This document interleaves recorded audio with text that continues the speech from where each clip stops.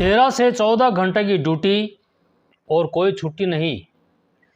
क्या यही है पूरी कहानी या इसके पीछे कुछ और भी सच्चाई छुपी है? राष्ट्रीय दर्पण के सभी दर्शकों का हार्दिक अभिनंदन। आप देख रहे हैं अपना राष्ट्रीय दर्पण।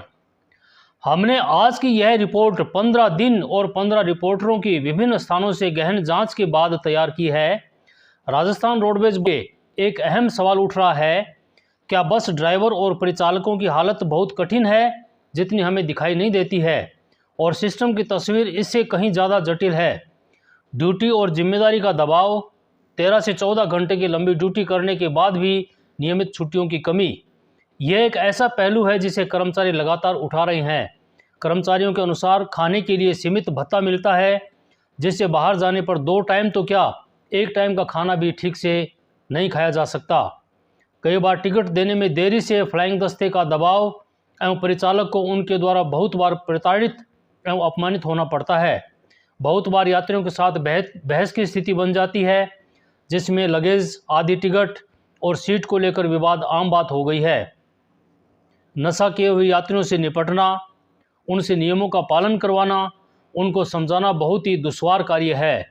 बहुत बार तो मारपीट तक की नौबत आ जाती है। इसके साथ ही विभागीय दबाव भी संभालना, ये सब मिलकर काम को और चुनौतीपूर्ण बना देते हैं। साफ सफाई और जिम्मेदारियां भी कुछ मामलों में कर्मचारियों पर ही आ जाती है। इसके अलावा टारगेट और सिस्टम का संतुलन, ड्राइवर से तेल एवरेज बनाए रखने की उम्मीद एवं दबाव रहता है, परिचालक से इनकम का लक्ष्य। लेकिन सवाल यह है कि जब राजस्थान रोडवेज में सवारी कभी कम और कभी ज़्यादा हो तो क्या हर बार लक्ष्य पूरा करना संभव हो पाता है? इसके बाद भी बस में रियायती पास धारक, महिलाएं, दिव्यांगजन, परीक्षार्थी भी यात्रा करते हैं, जिनका आधा किराया या पूरा किराया माफ़ रहता है, तो टारगेट पूरा दे पाना मुश्किल सा काम हो जाता है।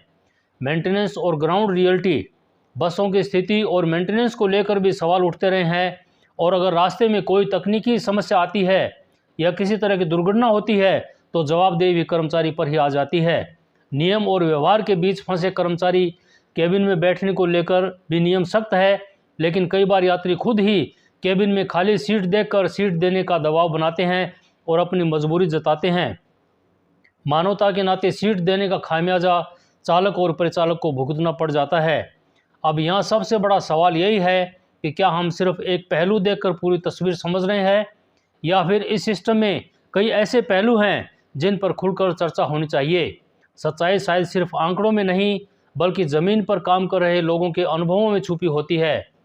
आप क्या सोचते हैं इस बारे में? क्या कर्मचारियों की स्थिति वाकई कठिन है, या फिर सिस्टम को और पारदर्शी बनाने की ज़रूरत है?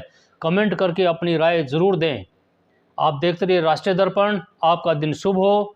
नमस्कार, जय हिंद, जय भारत।